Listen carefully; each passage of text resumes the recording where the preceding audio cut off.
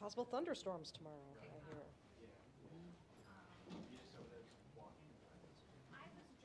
Well, we got our very first share. I shared it on Instagram. That was you, okay. I shared it on Instagram. I put it on the university Instagram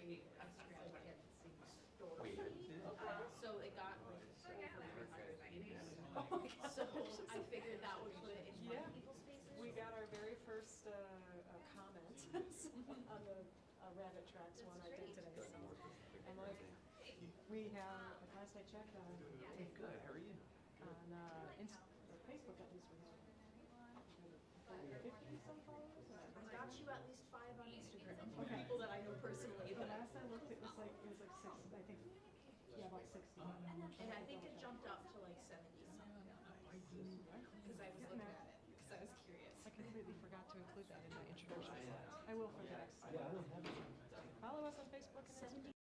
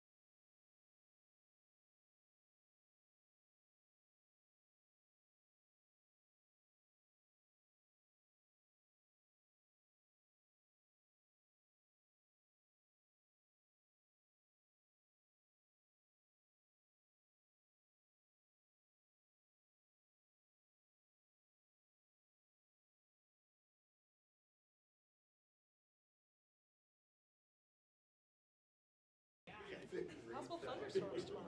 Yeah. I'm like, ooh. It's gonna wash off the snow. Yes. The poor dog will be terrified, but but I'll enjoy it. That was beautiful.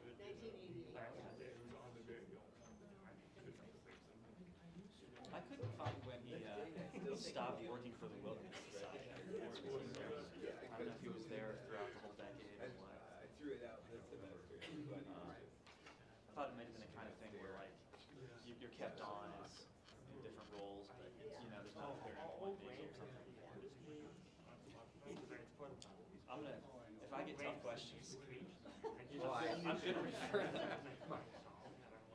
My technical knowledge is a lot of those things and stuff. Yeah.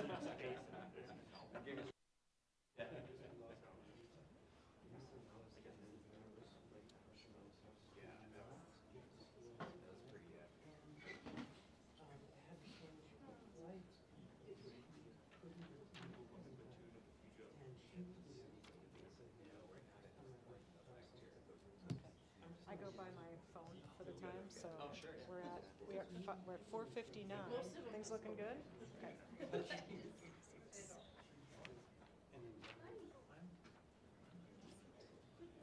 But when I do get it, I feel like it's awesome. Looks like your order. Yeah, it's like I know what's going on. No, we'll leave this out.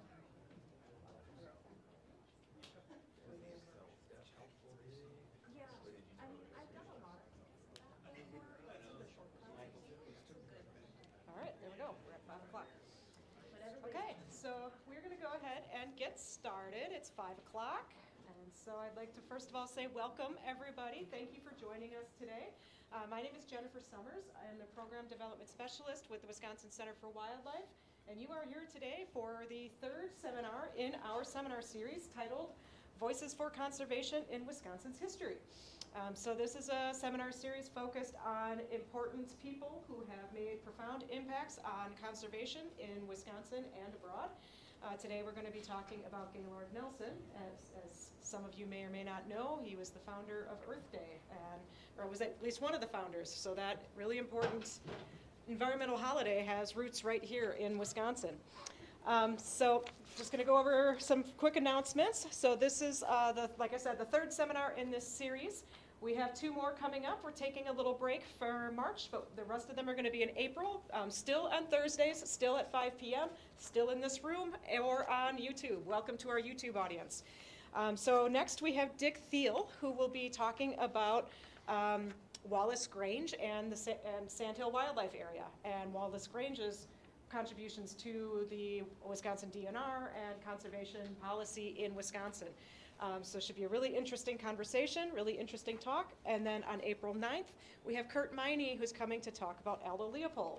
Of course, no seminar series about important voices in conservation would be complete without having a conversation and talk about Aldo Leopold. But so again, I mentioned next week we have Dick Thiel coming, so mark your calendars. It'd be great to see you all again I'm sorry, not next week, our next seminar, which is on April 2nd. Again, this room, 5 o'clock, same time, same place. I'd like to go through a couple of acknowledgments and just say thank you to some people who have supported us and helped us make this seminar series possible. So first of all, thank you to my direct supervisor, Jason Riddle, who is the director of the Wisconsin Center for Wildlife. Thank you for your support and, of course, the contributions that he's put into making this happen. Thank you to the College of Natural Resources. We make use of their YouTube channel, and they help us with promotions, and we definitely appreciate the help of everybody in that office that has made this a reality. And of course, I'd like to thank the Wisconsin Center for Wildlife student employees. I've got Leah Rose here and Jenna Christensen, who is in New Zealand. I hope you're watching, Jenna. Hi. And so I want to say thank you to them, because without them, the promotions and stuff with this would have been much harder work for me, and getting this seminar series going would have been much more challenging without their support and help. So thank you to them for making all of this a reality. And then finally, it's an important thing that we go through to acknowledge the lands that we are on. The University of Wisconsin-Stevens Point exists upon land inhabited by the original indigenous people of this area, including the Ho-Chunk, Menominee, Ojibwe, Potawatomi, and the many other nations and groups that predate colonial borders. We acknowledge that with colonization, Native American people have been dispossessed of their lands and irreparably changed by the actions of individuals and institutions. We acknowledge our responsibility to understand and respond to those actions. In partnership with the Native American Center, we commit to working together to honor the past, be intentional in the present, and to build our future with truth. So with that, wait, I still need this. I'm going to introduce our speaker. I'm first going to bring up his presentation here. So pardon me while I get that going. So I'd like to introduce our speaker today, who is Dr. Neil Prendergast, who is a professor of history here at UW-Stevens Point, and he has taught environmental history at UW-Stevens Point since 2011. His current courses focus on environmental justice, environmental history, and modern United States history. His most recent research project examines the central Wisconsin activism against a nuclear power plant in Rudolph during the 1970s and focuses on a high-level nuclear waste repository in the Wolf River watershed in the 1980s. So without further ado, I'd like to go ahead and welcome Dr. Neil Prendergast.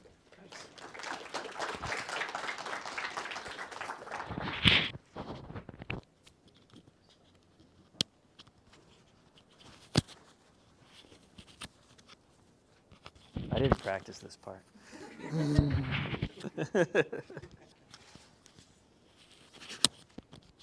Maybe I can get it on my shirt.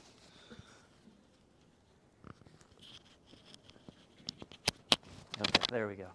Yeah, thanks for having me. I really appreciate it. Jason for inviting me.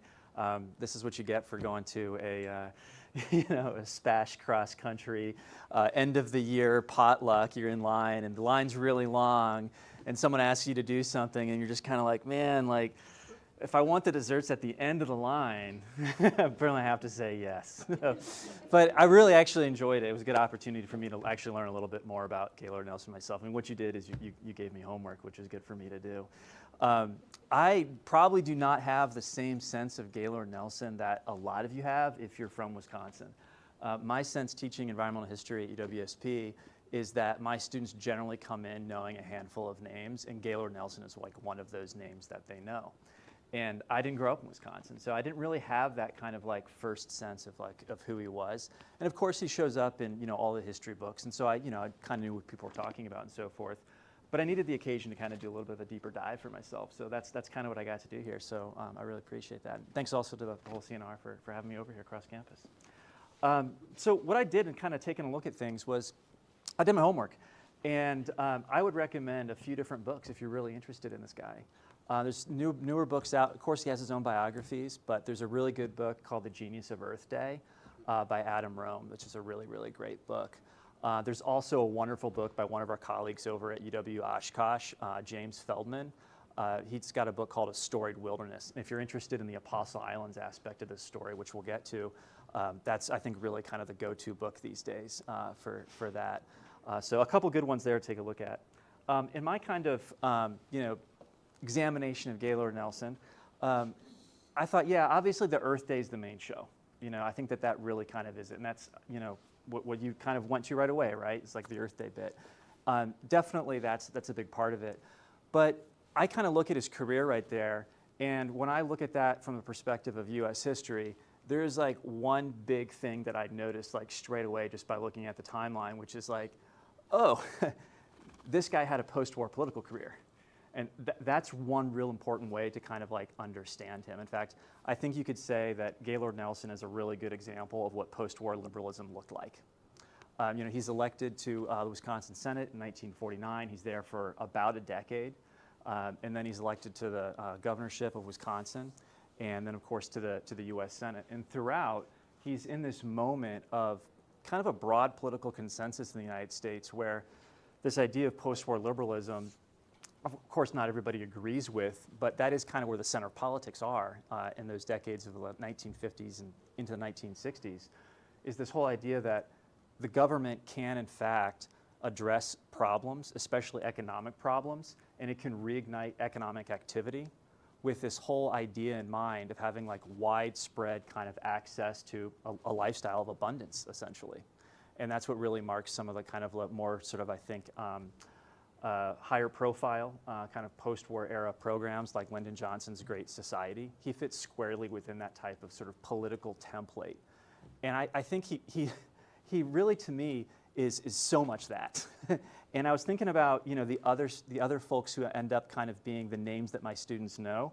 And the other folks are primarily these three guys that my students know. And it's usually these two photographs. You've probably seen these before. So we've got Aldo Leopold coming up here later on in the lecture series, and Kurt Miney is going to be a great speaker for you all. He wrote the book on Aldo Leopold, In fact, I had a colleague of mine today. He was like, oh, Neil, I got to teach during your talk. I can't go to your talk. And I'm like, yeah, don't worry. Yeah, class, whatever. He's like, yeah, but I am going to cancel class for the Kurt Miney talk. and he's like, because it's Kurt Miney. And I was like, I get it, Chris. So Aldo Leopold is like this massive figure, right? And he shares something, despite some differences in their philosophies with John Muir and Teddy Roosevelt, which is in all stories of these three people, there is like this moment of like awakening or like conversion to some sort of environmental ethic that takes place in nature. And all of their biographies emphasize these things. Leopold, the Green Fire, John Muir and his like walk to the Gulf of Mexico. Teddy Roosevelt, after his wife dies, he goes out to the ranch in the Dakotas and kind of remakes who he is as a person. Gaylord Nelson, in everything that I've read about him, his like conversion moment to kind of like the sort of like framework for his thinking as an adult he goes to a speech when he's 10 years old by Senator La Follette. Like, that is exactly kind of what inspires him to have a public career. So it's really, really different than these three individuals who all have these like conversions in nature to like, whatever their sort of, thought process is going to be as adults. And I think that marks Nelson as a little different. It marks him as somebody I think that we have to understand as like a politician, in fact, right? That's mostly what he does. Now, that's not to say that he somehow like, didn't really love nature. I'm not trying to take anything away from him in that way. And he grew up, in an era where, if you were playing outside, so he definitely has that kind of common experience that a lot of people had. A little bit about his bio, I can go back to that real quick actually though. Other way. He's born in Clear Lake in the northwestern Wisconsin in 1916.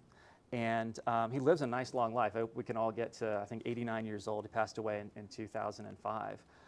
A little bit about his growing up. He's influenced by his parents' politics quite a bit. They're the folks who took him to see La Follette speak. So there's a consistency there in his family politics, to be sure. His dad was basically like a country doctor, a well-educated family. He ends up going to the University of Wisconsin-Madison Law School and graduates from there right before he enters into the Second World War. Second World War, he serves.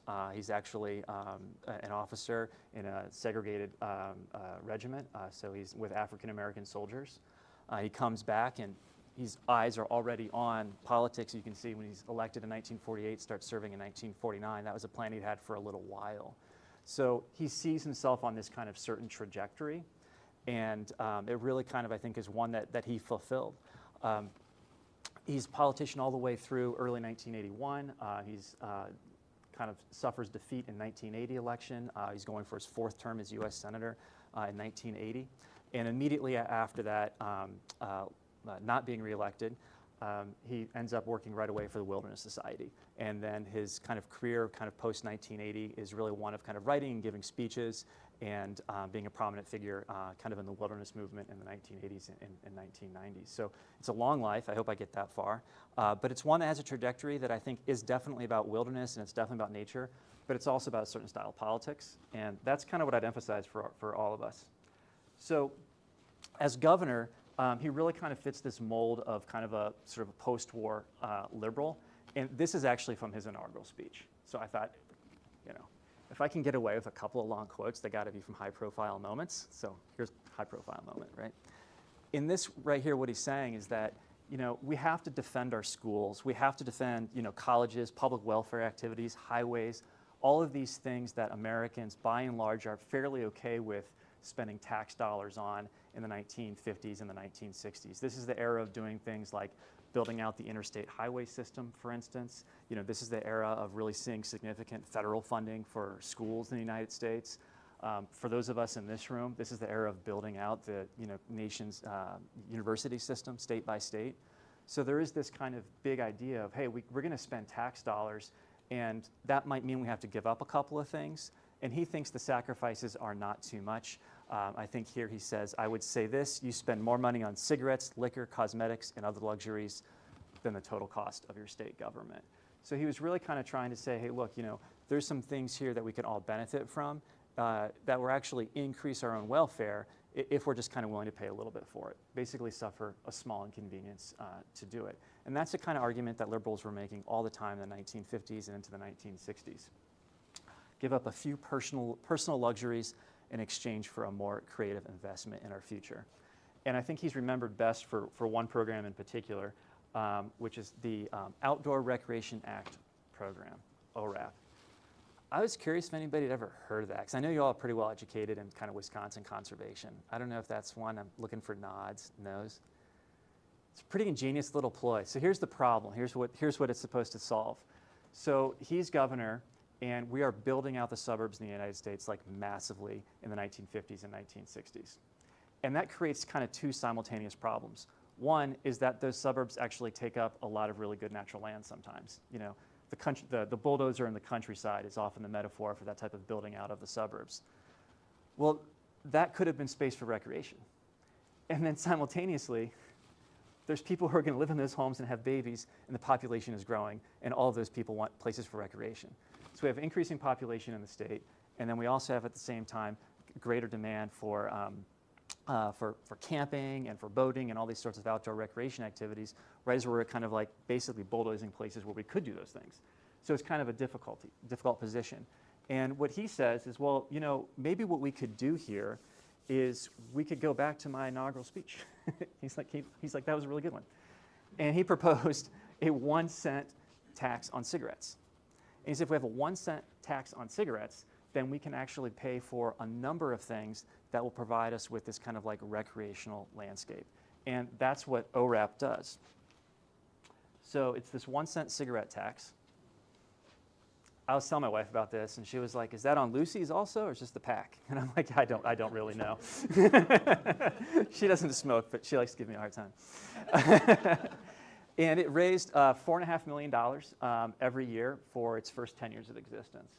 The goal actually was a total of $50 million, so it fell a little bit short, but it mostly got there, kind of the accomplishment that Nelson sought for it.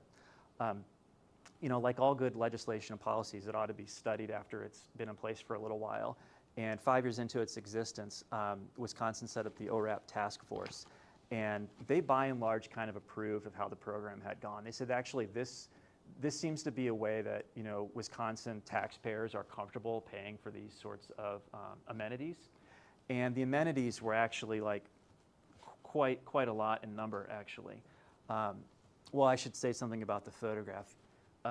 You all probably know which park this is. It's High Cliff State Park, which I thought, you know, hey, that's the photo for High Cliff State Park. You know, this list right here gives you a sense of all the different things that ORAP funded over the years in varying amounts. Highway scenic easements. We were still at a point in time where people didn't necessarily think driving was, you know, all that incompatible with being in nature. So scenic highway easements were important.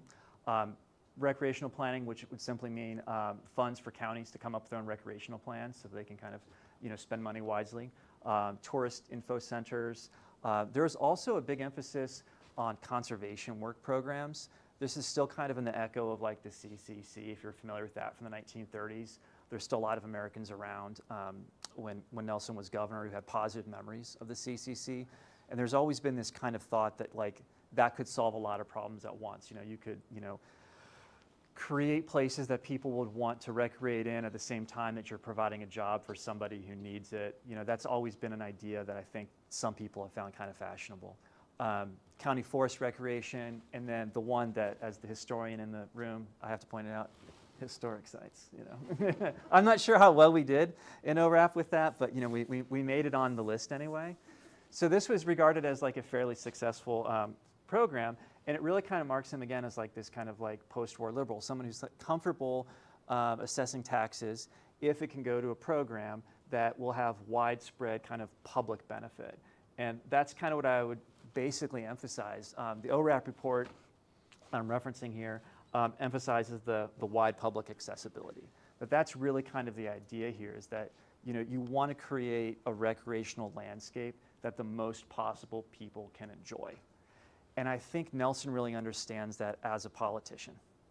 And it's really kind of different than if the inspiration had been, say, well, my first value here is something like biodiversity. You know, you would think along different policy lines if that was your goal. He was really thinking about the experience that Wisconsinites would be able to have, and he wanted to make certain that as many Wisconsinites as possible would be able to have a recreational experience in nature. So that's the first motivation. I think as his career goes along, if I can intuit enough and kind of what his decisions were, it seems like he does then get a little bit more into the wilderness protection idea. I mean, he does end up actually with a key role with the Wilderness Society towards the end of his career. But early on, he seems to be thinking more about, in a traditional kind of political sense, you know, how do we actually like uplift the common experience in the state? And I think ORAP is a good example of how he does that.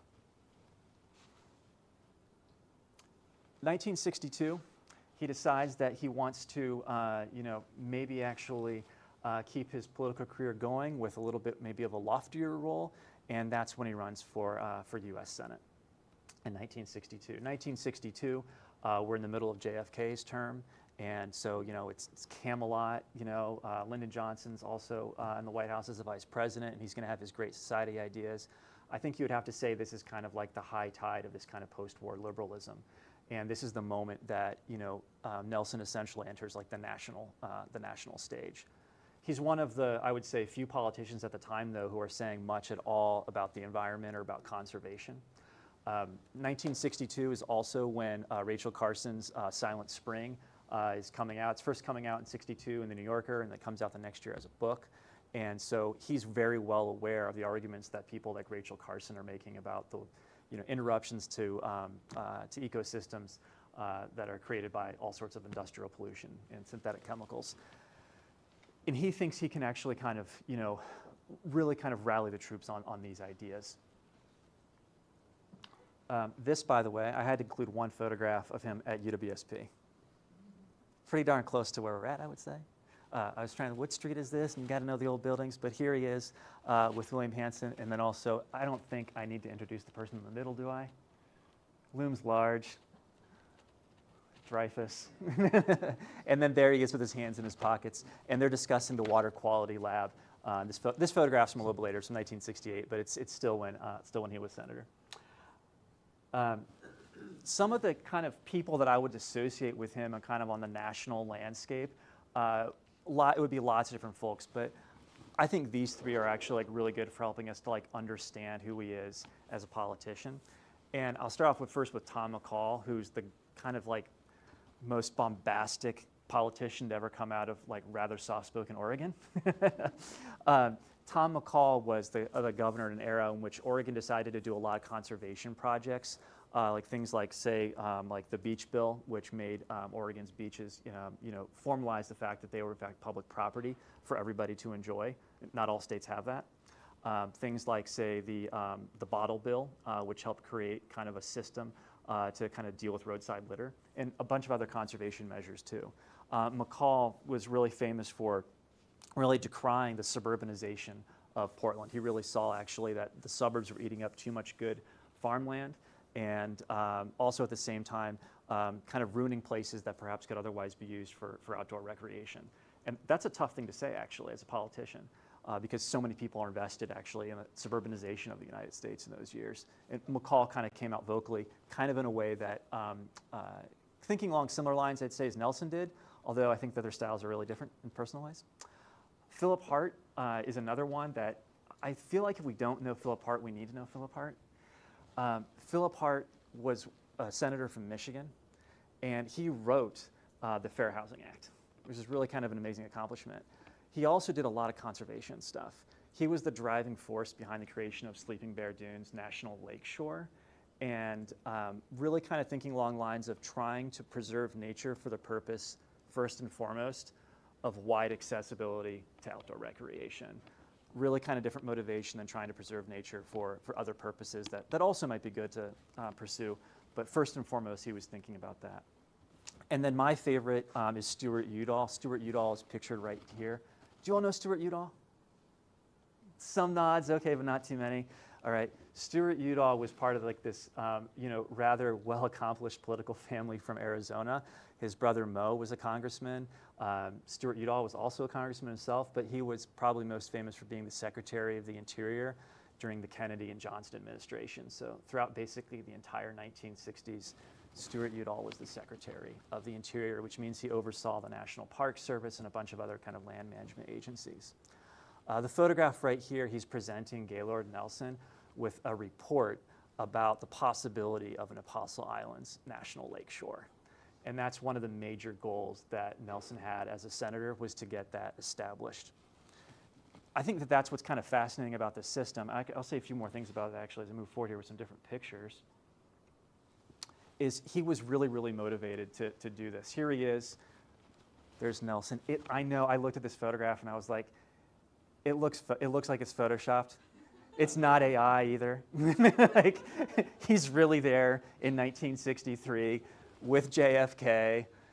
And then also you see Stuart Udall in the back there.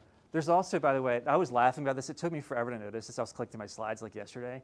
And we have the then governor of Wisconsin, Reynolds, who's there.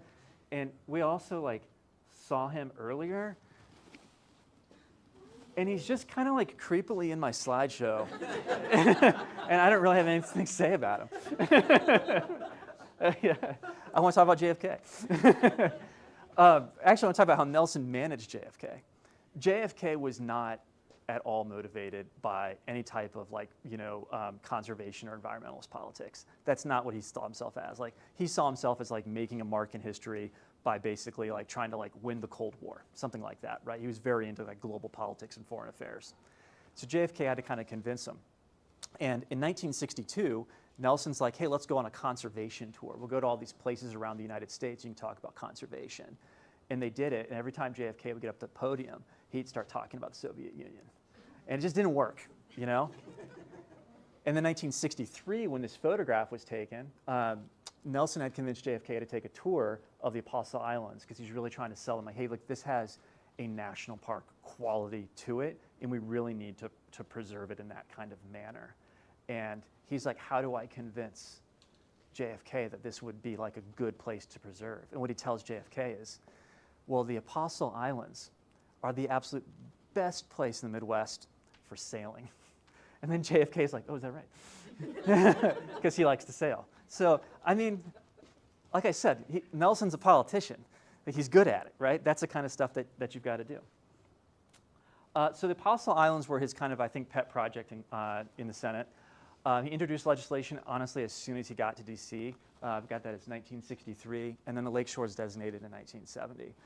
And it's one of several different national lake shores. And it really kind of fits within this kind of moment of trying to preserve nature, mostly for outdoor recreation. So we had to invent the national lakeshore idea to actually do this, because a lot of people said, you know, despite how gorgeous we all know the Apostle Islands are, it's not quite national park quality. There actually been interest in creating a national park there in the 1920s and 1930s. And at that stage, the federal government kind of had the opinion of, well, it seemed like all this had mostly been logged, but there's a lot of people living here, and it doesn't really kind of seem like it's up to the status of, like, you know, Yellowstone or the Grand Canyon. And so, thanks, but no thanks. Now, in the intervening decades, some things have changed. One thing is the place had kind of basically become reforested, and that really kind of helped out, I think, the argument that this should be a national park. But there's also so many restrictions in kind of formal national parks on what type of usage can occur. Local people in the Apostle Islands were like, we don't want to be limited in how we can use these places that we've essentially been using for 3 and 4 generations. And so we want something a little different. The National Lakeshore idea was to still allow a lot of kind of traditional uses of those lands while still having a National Park Service designation of some type. And this is popular also in Michigan with Picture Rocks National Lakeshore, which is a fill-apart product, and also Sleeping Bear Dunes National Lakeshore. And then also in Indiana, there's Indiana Dunes National Park now, and it was Indiana Dunes National Lakeshore. If you have any classes with me, I've got a few former students here.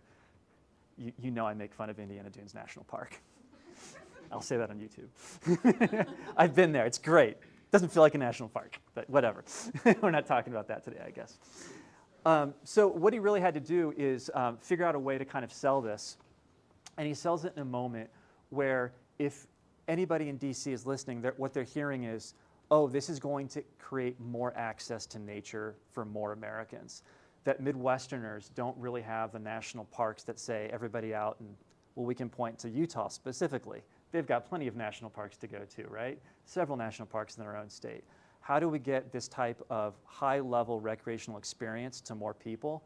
Well, the answer is you have to create more National Park Service sites closer to where people live. So the National Lake Shores were basically trying to kind of meet that need in that moment. You can also think of the national seashores. Cape Cod National Seashore comes in the early 1960s, basically kind of in the same kind of line of thought there. So to me, this kind of helps me understand who he is politically and kind of explains the product that we get. I also decided I'd bring in some pretty pictures of these places because I think we deserve that. So there's Apostle Islands.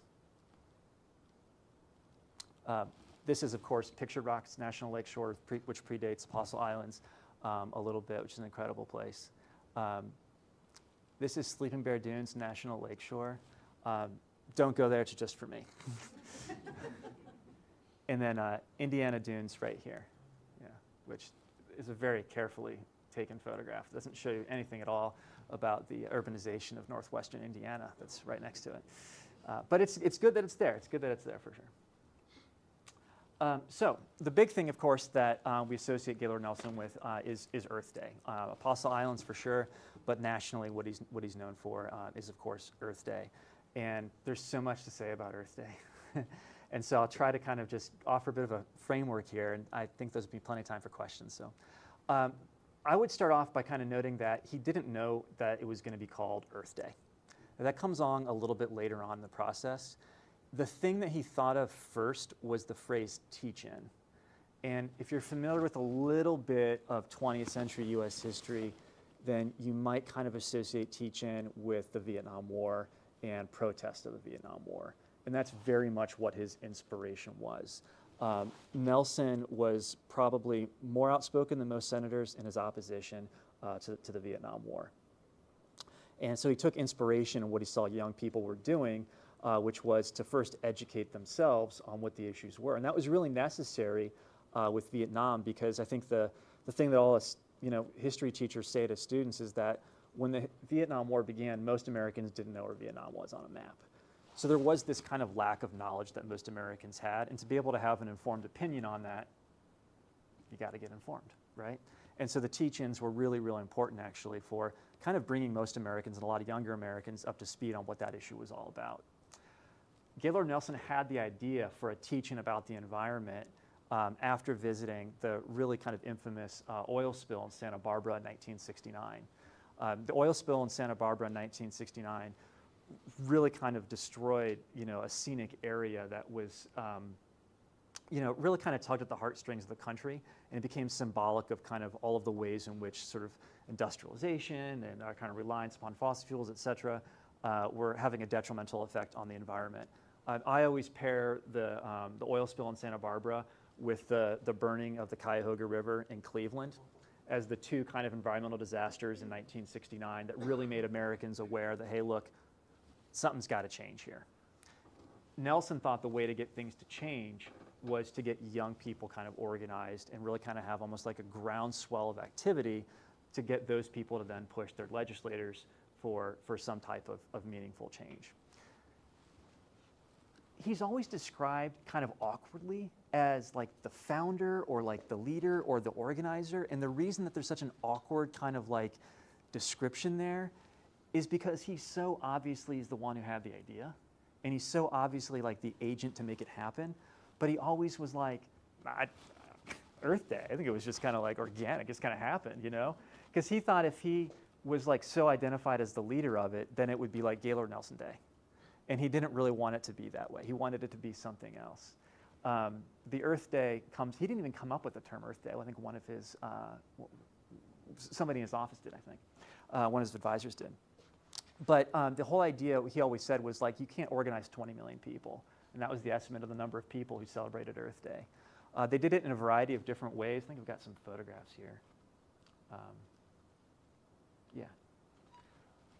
Tons of different activities. And it was done in this kind of like local way. And the book I mentioned that's really good, if you are super interested in the history of Earth Day, it's called The Genius of Earth Day.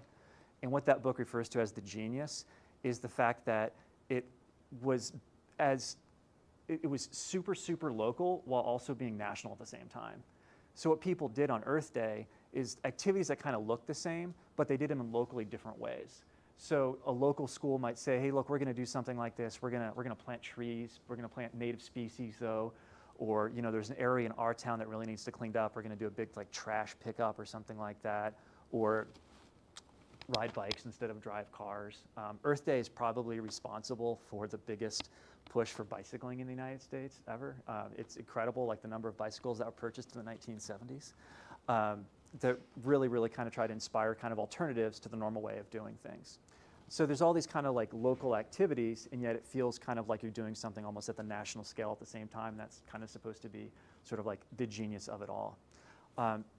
He was really careful also to kind of help get the word out, but get younger people to be the main organizers. And he picked 4 people in particular. Dennis Hayes is the one that always gets, I think, mentioned the most. He was actually dropped out of Harvard Law School to help organize the day. which is like, kind of a big bet.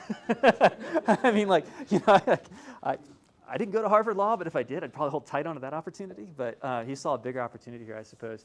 But you had younger people in their 20s, and a lot of them also were veterans of other political campaigns, and they're, for the most part, all very liberal-leaning. A lot of people came out of actually the Bobby Kennedy campaign in 1968 primaries, people who had been working for that Kennedy, and a handful of other folks too, but really kind of liberal-leaning younger people seeing this as kind of an opportunity. Although when they celebrate the holiday, the idea was that it was going to be, in appearances, kind of more center of the road politically. Like there weren't kind of banners out for various politicians. The thought was this should matter to everybody. But I think it should be clear about where it's coming from politically. Well, there's a lot to say about Earth Day, I guess, but I think the main thing about it is that it does create, I think, this moment of kind of hope that a lot of Americans have, particularly in a decade where there's a lot of other trouble at hand, right? I mean, the Vietnam War is kind of, ongoing, of course, and this sort of seems to be at least a hopeful element where maybe some positive change can occur. Time magazine says the 1970s are going to be the gut issue that can unify a polarized nation. Time magazine, a little bit right, a lot wrong, but it certainly looked that way in the early 1970s. Politicians were hearing from all of these constituents saying, hey, look, we want a lot of environmental legislation. And Richard Nixon was, basically, the president to create some of the most meaningful sign the most meaningful environmental laws in the early 1970s.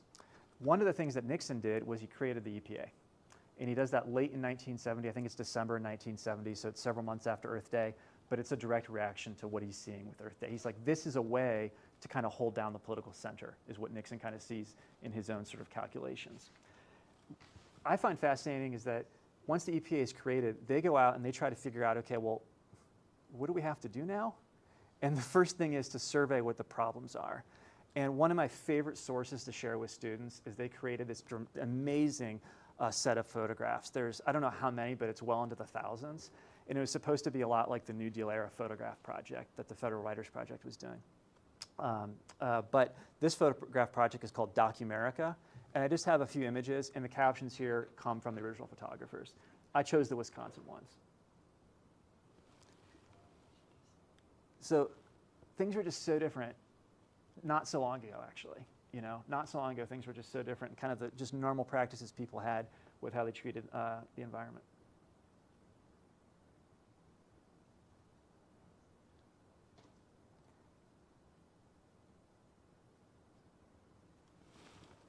What you notice in a lot of these photographs is that there's references to history, there's references to problems created by individual action, there's references to problems that are created by policies or by attitudes, that there is no finger pointing in one specific direction or one specific scale.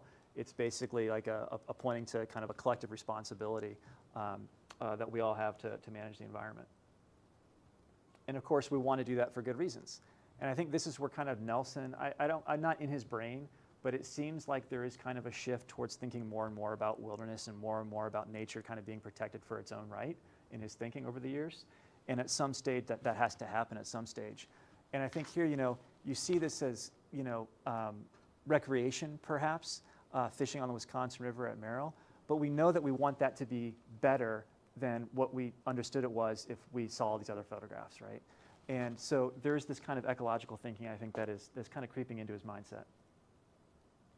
And here's some of the legislation that's passed in the 1970s. And this is like kind of the set pieces, I would say, of what kind of our legal framework is now, for the most part. There's a lot more than this, obviously, but these are the really kind of high-level ones. I won't go through them all in detail or anything like that, but that's an incredible accomplishment. So you can kind of see why Time Magazine is a little bit like, hey, maybe this is going to kind of unify people. Now, I think if we see Nelson as this kind of post-war liberal, then we can also understand sort of how he's kind of starts to fall off in influence as post-war liberalism faces its own problems. And in regard to conservation, with regard to the environment, there is definitely an era of change in the late 1970s. The early 1970s are going to be way different than the late 1970s. And who better to symbolize that shift in tone than President Jimmy Carter, right? that he was elected, and then everyone was like, well, we don't really like him. It's like, well, you elected him.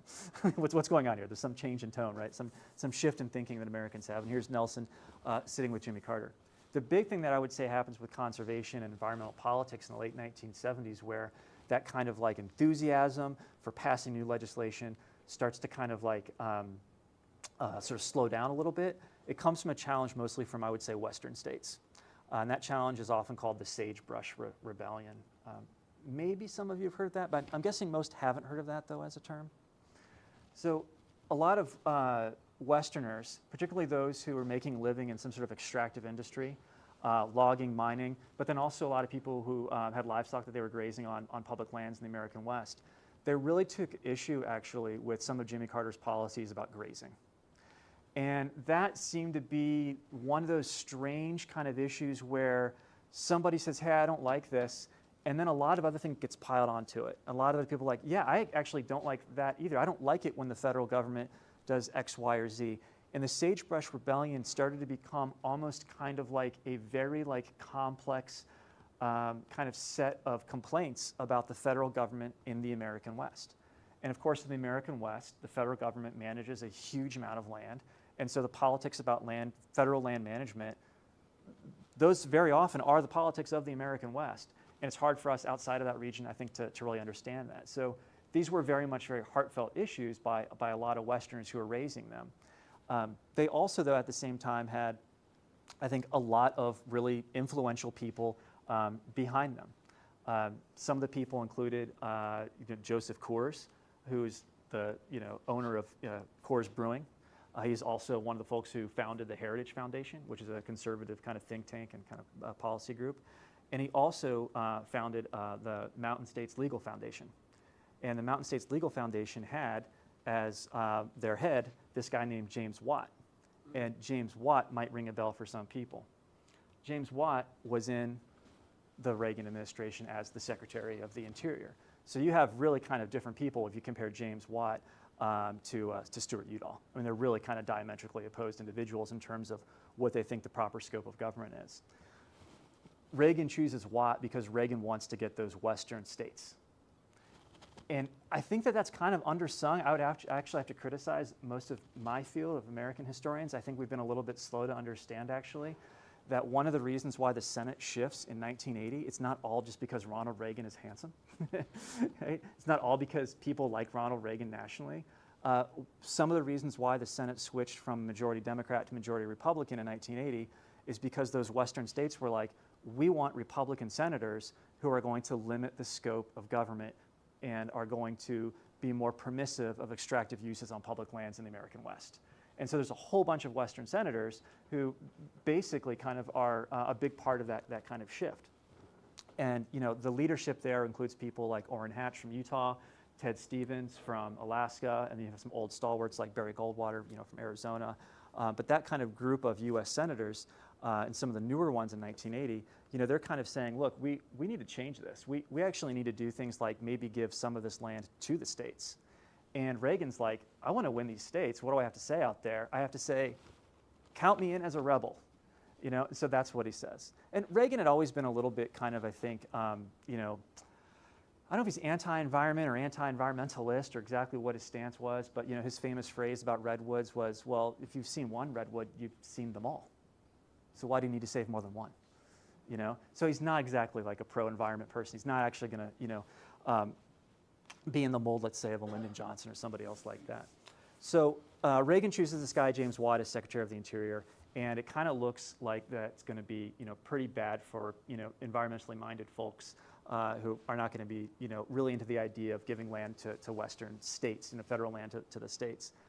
James Watt, though, he just does not actually have the career that many kind of thought he would have, even if they were hoping for him to accomplish those things or they feared that he would accomplish those things. He really only lasts for a few years, actually, and does not get as much done as I think a lot of people had anticipated. And I think one of the reasons is because the environmental movement was really on top of him. And they really kind of highlighted that, hey, if you let him do this, then there's going to be this environmental problem. And one of the people who was out there, I think, very kind of outspoken was Gaylord Nelson. Gaylord Nelson, no longer being a senator, he lost re-election in 1980, went to work for the Wilderness Society. And at the Wilderness Society, of course, he has this like incredible kind of podium essentially to talk about what he sees as the problems that James Watts kind of represents. This is what he has to say about about the Reagan administration. The administration, spearheaded by Watt and prodded into action by industries that have backed both, intends to do nothing less than plunder the last wild places we have left in America. I think it's kind of interesting too in his language there. He emphasizes wild places, and to me that there's signals that there's a change of thinking along the way somewhere for him, that's what you want to preserve, that's what matters the most, is this kind of wilderness or wildness in some fashion. It's a little different than maybe an earlier emphasis he had when he was governor, for instance. But you can see he's being very outspoken here. Throughout the 1980s and 1990s, he continues to write books, and Nelson continues to be kind of influential as a voice, but his political career is essentially over in 1980. Some of, I think, the legacy to kind of wrap up with of Nelson, I think these as the top three. There's so much stuff named after him.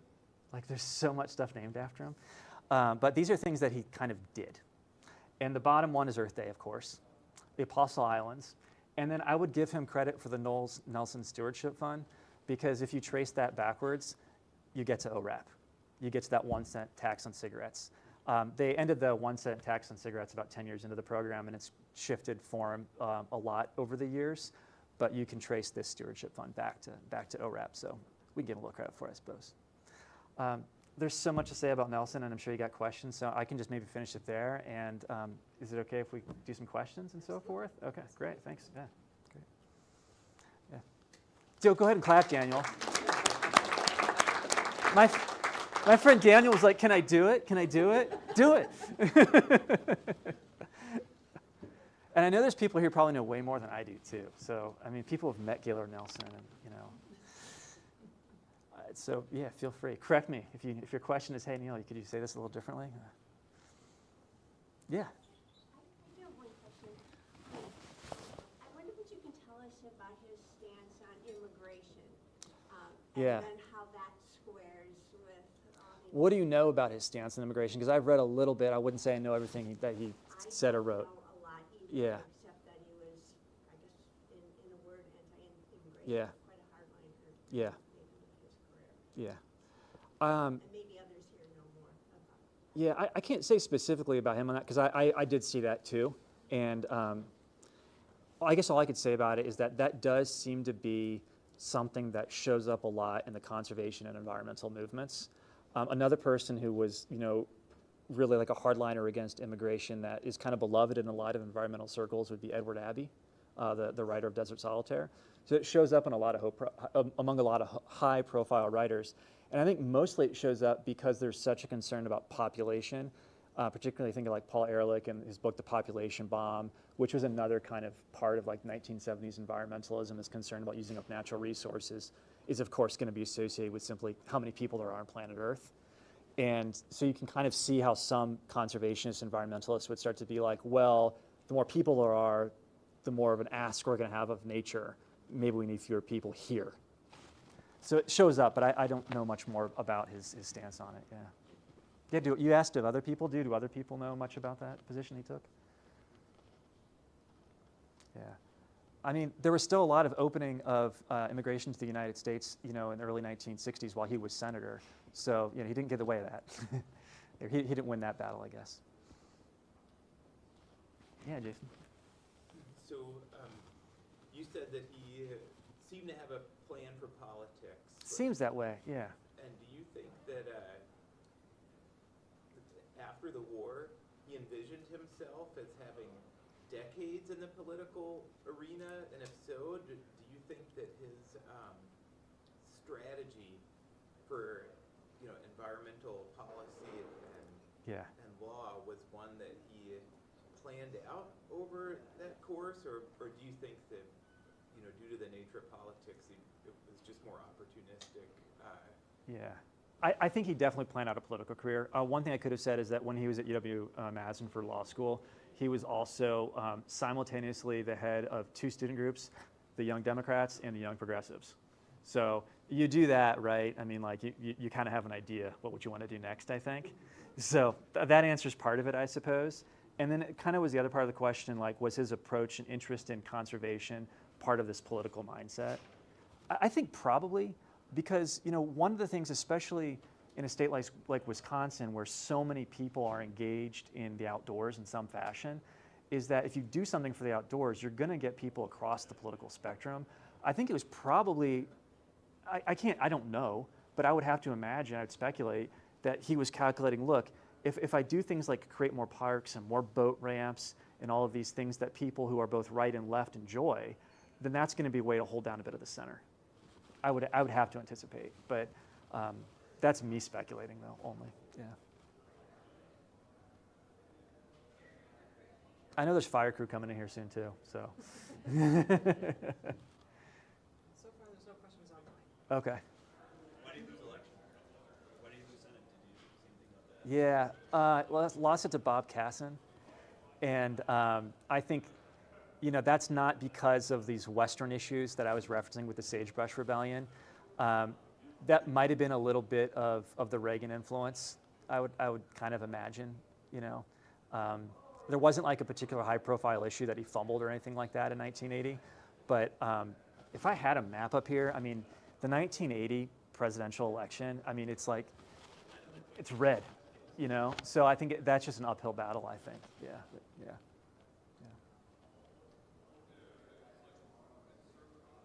Okay, well, thanks. Yeah. Yeah. Thanks so much for having me. I really appreciate it. Yeah. Thanks for the homework. All right. Thank you very much. Yeah. Hey, Donna, I was going to send you an email about the urban sketchers. I am interested in that. It wasn't just small talk, yeah.